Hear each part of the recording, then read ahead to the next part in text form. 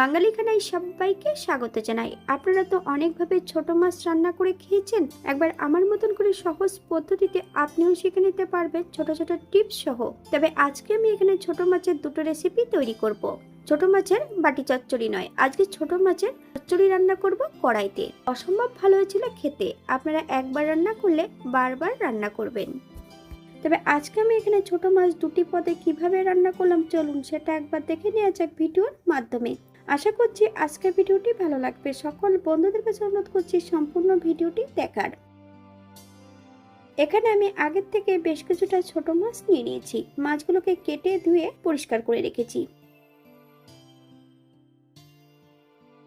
এই পর্যায়ে মাছের গায়ে হাফ চামচ লবণ আর হাফ চামচ হলুদের গুঁড়ো বেশ ভালো করে লাগিয়ে নিতে হবে। 5 থেকে 10 মিনিটের জন্য মাছগুলোকে রেস্টে রেখে দেব। আপনাদের হাতে যদি সময় থাকে আপনারা বেশি সময় রেখে দিতে পারেন। একটা কড়াইতে বেশ কিছুটা সরষের তেল অ্যাড করেছি। তেল গরম হওয়া পর্যন্ত অপেক্ষা করতে হবে। তেলের মধ্যে আমি সামান্য একটু লবণ অ্যাড করেছি, যাতে মাছগুলো ভাজার সময় কড়াইয়ের নিচটাতে লেগে না যায়। হাই ফ্লেমে মাছগুলো আমি ভেজে নেব। বাঙালি রান্না ঘরোয়া উপকরণ দিয়ে। আপনাদের যদি রান্নাগুলো পছন্দ হয় তাহলে চ্যানেলটি সাবস্ক্রাইব করে দিয়ে পাশে থাকবেন। পাশে থাকা বেলটি বাজিয়ে দেবেন, নইলে নিত্য নতুন রান্নার নোটিফিকেশন পাবেন না। আমার এই চ্যানেলে আমিষ, নিরামিষ এবং বিভিন্ন ধরনের মাছের রেসিপি দেওয়া আছে। আপনাদের যদি পছন্দ হয় তাহলে চ্যানেলটি ঘুরে একবার দেখে নেবেন। মাছগুলোকে বেশ উল্টিয়ে পাল্টিয়ে ভালো করে ভেজে নিতে হবে। তবে একবারে কিন্তু সম্পূর্ণ মাছ ভেজে নেব না, আমি এখানে দুবারে সম্পূর্ণ মাছগুলো ভেজে নেব। দ্বিতীয়বার একই পদ্ধতিতে আমি মাছগুলো ভেজে নিয়েছি। সম্পূর্ণ মাছগুলো কিন্তু ভেজে নিয়েছি।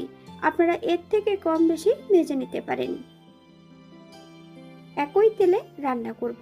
ফোড়নে রেখেছি কালো জিরে আর রাঁধুনি। ফোড়ন থেকে সুগন্ধ বেরোলে মিডিয়াম সাইজের দুটো বেগুন বেশ সরু সরু করে কেটে নিয়েছি। সম্পূর্ণ বেগুনটা অ্যাড করে দেব। আপনারা এর থেকে ছোট বড় টুকরো করে কেটে নিতে পারেন। বেশ কিছুটা কাঁচা লঙ্কা ফালি দিয়ে অ্যাড করেছি। 4 থেকে 5 মিনিটের জন্য মিডিয়াম আঁচে ঢাকা দিয়ে রেখে দেব, যাতে লঙ্কার গন্ধটা নাকে না আসে।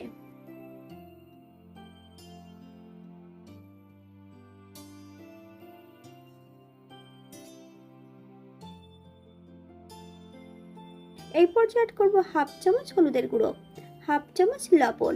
আপনারা স্বাদ অনুসারে লবণটা অ্যাড করবেন। এখানে আমি গ্রেভির জন্য 2 কাপ জল অ্যাড করেছি। তবে জলটা কিন্তু ঈষৎ উষ্ণ গরম হতে হবে। হাই ফ্লেমে বেশ কিছু সময় রান্না করে নেব।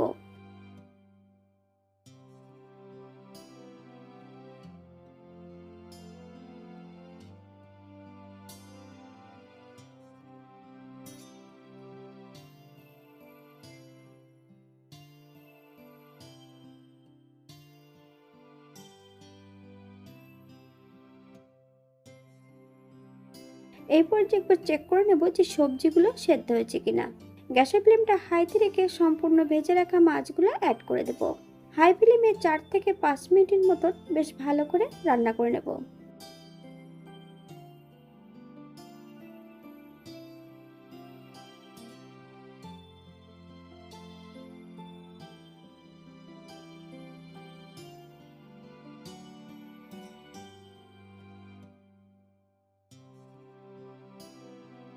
আপনারা যদি এখানে ধনেপাতা কুচি পছন্দ করলে অ্যাড করতে পারেন। গ্যাসের ফ্লেমটা অফ করে দিয়ে 5 মিনিটের জন্য স্ট্যান্ডিং টাইম দেব, তারপর সার্ভ করব।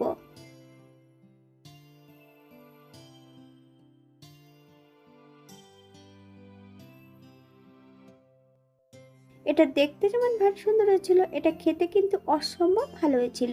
আপনারা বাড়িতে একবার একই পদ্ধতিতে বানিয়ে নেবেন।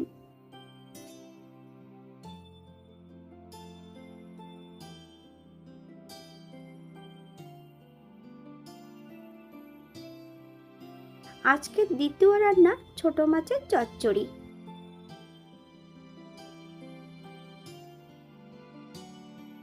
একইভাবে মাছগুলোকে ধুয়ে রেখেছি। হাফ চামচ লবণ আর হাফ চামচ হলুদের গুঁড়ো মাছের গায়ে লাগিয়ে নেব।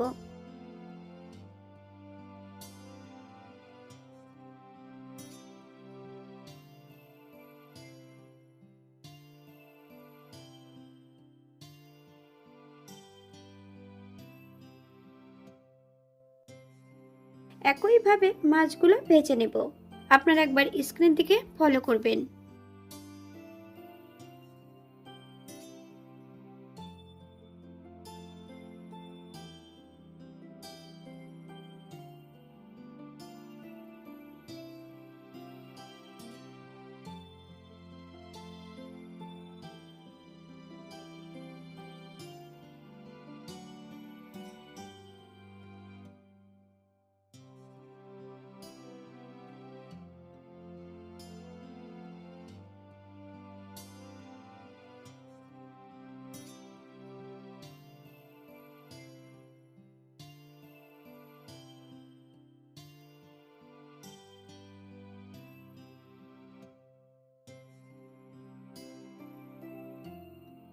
একই তেলে রান্না করব।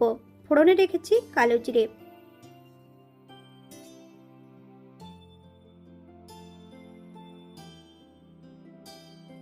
ফোড়ন থেকে সুগন্ধ বেরোলে 10 থেকে 15 কোয়া রসুন সরু সরু করে কেটে নিয়েছি। সম্পূর্ণ রসুনের টুকরোগুলো অ্যাড করে দেব।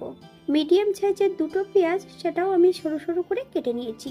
পেঁয়াজ রসুন থেকে যতক্ষণ কাঁচা গন্ধ ছাড়বে ততক্ষণ বেশ ভালো করে ভেজে নিতে হবে।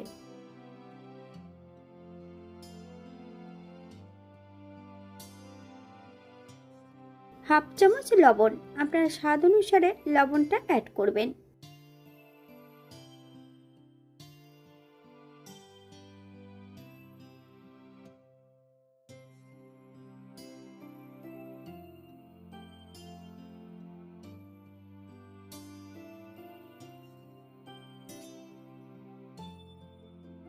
আগের থেকে মিডিয়াম সাইজের 2টো আলু সরু সরু করে কেটে রেখেছি।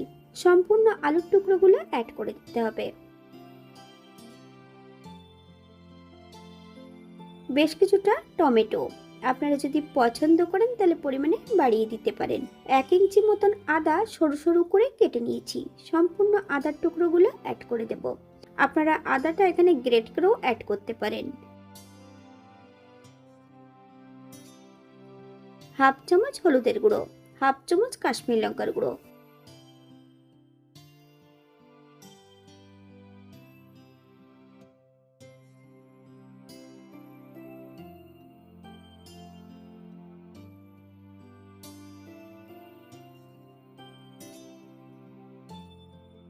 বেশ কিছুটা কাঁচা লঙ্কা ফালি দিয়ে অ্যাড করেছি।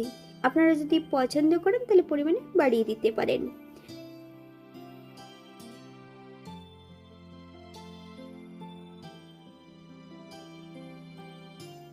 আগের থেকে আমি এখানে বেশ কিছুটা মশলা বেটে রেখেছি। আদা, জিরে, ধনে, শুকনো লঙ্কা, সম্পূর্ণ বাটা মশলাটা অ্যাড করে দেব। মিডিয়াম আঁচে বেশ কিছু সময় মশলা দিয়ে সবজি সহ বেশ ভালো করে ভেজে নিতে হবে।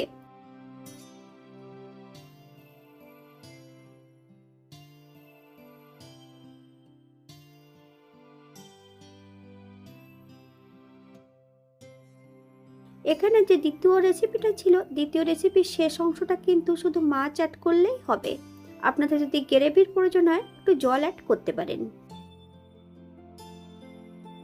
আজকের ভিডিওটি এই পর্যন্ত। সবাই সুস্থ থাকবেন, ভালো থাকবেন। অন্যদিন নতুন রেসিপি নিয়ে আপনাদের সামনে আবার আমি হাজির হব। নতুন ও পুরনো সকল বন্ধুদের অসংখ্য ধন্যবাদ ভিডিওটি দেখার জন্য। হাতে যদি সময় থাকে তাহলে একটা লাইক, কমেন্ট, শেয়ার করবেন।